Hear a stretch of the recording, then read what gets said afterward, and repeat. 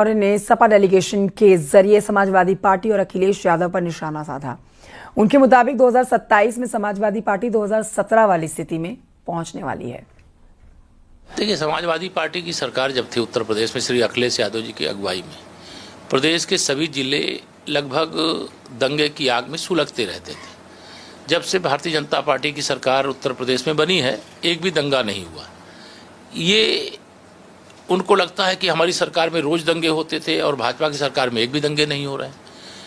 कैसे दंगे फैले, कैसे बवाल हो, कैसे शांति व्यवस्था बिगड़े, कानून व्यवस्था कैसे ध्वस्त हो, लेकिन उनके मंसूबे पूरे नहीं होंगे। ये शुद्ध रूप से श्री अखिलेश यादव जी की नौटंकीबाजी है और इस नौटंकी के कारण ही वो 2027 में 2017 की स्थिति में पहुंच जाएंगे और समाजवादी पार्टी के जो एक परिवार की पार्टी है, जो एक परिवार डेवलपमेंट एजेंसी की तरह चलती है, ये सफाई की ओर रवाना हो जाएंगे। और ये बढ़ते हैं आगे, आपको बताते हैं कि संभल के एसपी सांसद जियाउर रहमान बर्क को बरेली जाने से रोके जाने पर नाराजगी उन्होंने जताई है। बर्क ने प्रशासन की कार्रवाई पर सवाल खड़े किए हैं। उन्होंने बरेली में बगैर सबूत के लोगों के खिलाफ कार्रवाई करने का आरोप लगाया। जैसे कि आपकी जानकारी में है, हमारे पार्टी प्रमुख माननीय अखिलेश यादव जी ने डेलीगेशन पार्टी के सांसद विधायकों का बनाया था और हम बरेली जा कर के वहाँ के हालात को जान करके जो उनके ऊपर एक ज़्यादती की गई है उसको एक पेपर की शक्ल में दे करके एक रिपोर्ट हमें माननीय अखिलेश यादव जी को देनी थी।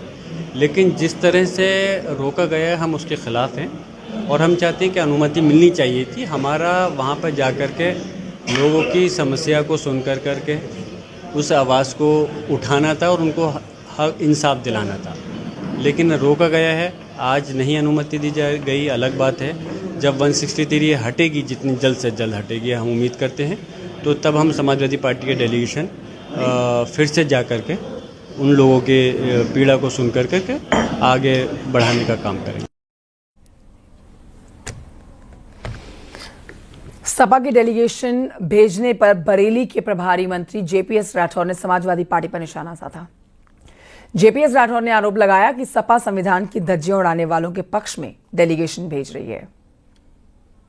बरेली की भी कमान, एक तरह से आप प्रभारी मंत्री हैं, जिम्मेदारी है आपकी। समाजवादी पार्टी लगातार कह रही है कि हम अपने डेलीगेशन को भेजेंगे, डेलीगेशन जाने के लिए अड़ा हुआ है, आपकी पुलिस उनको रोके हुए हैं। किस तरह से देखते हैं? मैं समाजवादी पार्टी से पूछना चाहता हूं, ये डेलीगेशन जो भेज रहे हैं किस पर आंसू बहाने के लिए वहां भेज रहे हैं? आखिर क्या वहां ऐसा हो गया है जिसको आंसू बहाने के लिए वहां डेलीगेशन जाएगा? और डेलीगेशन में इतने बड़े बड़े नाम हैं, वहां पर संभल के सांसद बर्क साहब हैं, सांसद इकरा हसन हैं, सांसद मोहिबुल्लाह हैं, रामपुर से सांसद, तमाम ऐसे बड़े नाम उन्होंने डेलीगेशन में रखे हैं। तो ऐसे लोगों को वहां पर क्यों भेजा जा रहा है? जो लोग निरीह निर्दोष पब्लिक के ऊपर, जिन लोगों ने पत्थर फेंकने का काम किया है, जिन लोगों ने पेट्रोल बम फेंकने का काम किया है, जिन्होंने फायरिंग करने का काम किया, पूरे बरेली में उपद्रव मचाने का काम किया, उन पर आंसू बहाने के लिए भेज रहे हैं।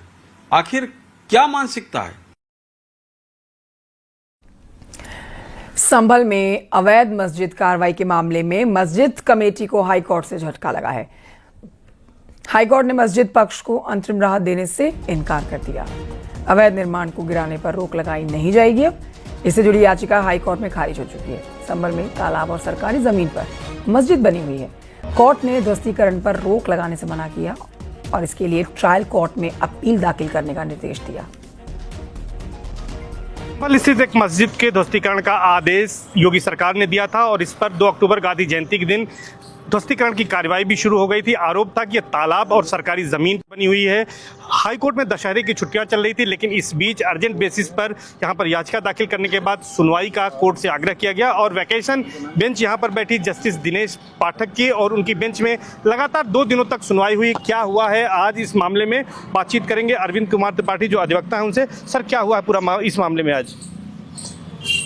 कल के आदेश के क्रम में जब माननीय हाईकोर्ट ने आदेश दिया कि ध्वस्तीकरण से संबंधित जो आदेश है उसकी कॉपी पिटिशनर को उपलब्ध कराई जाए, तो पहली बार आज हम लोगों को उस कॉपी को उपलब्ध कराया गया। उस आदेश के आधार पर आज कोर्ट ने सुनवाई करते हुए दो चीज़ पर ऑब्जर्व किया, एक कि हमें अपील करने का स्टैट्यूटरी राइट है, और उसके साथ कोर्ट ने ये कहा कि हम स्टे एप्लीकेशन लगाते हुए अपील लोअर कोर्ट में फाइल